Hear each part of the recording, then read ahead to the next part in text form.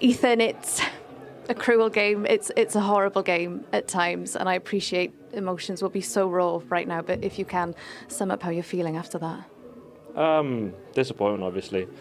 We didn't achieve our target, our goal to make sure that we get there in the summer. We knew it was going to be a tough game, but I thought, it doesn't maybe mean anything results-wise, but I thought we played well. I thought we created the chances. Naturally, when the opposition put a lot more numbers forward, you tend to maybe sit back a little bit, and maybe that's something we can reflect on going forward, so which make us a better team, to make sure that we keep pressing high, even when tired or even when opposition apply a lot of pressure. But yeah, the struggling to find some words at the minute, just because it's very disappointing.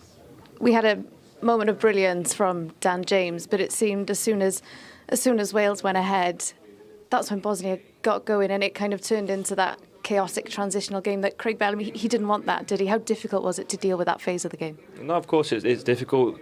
It was a must-win game for both teams. So when we take the lead, they can maybe take a little bit more pressure off themselves and go forward and put extra players forward. And maybe that's where we can can control the game a little bit better and make sure that it's not transitional.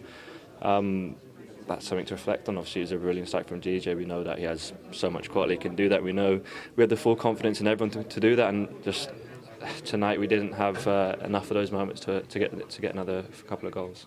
And there's something about the 26th of March losing another penalty shootout. Same date as last time? Same date. Yeah, it's... I don't think there's anything to say to that one. It's tough.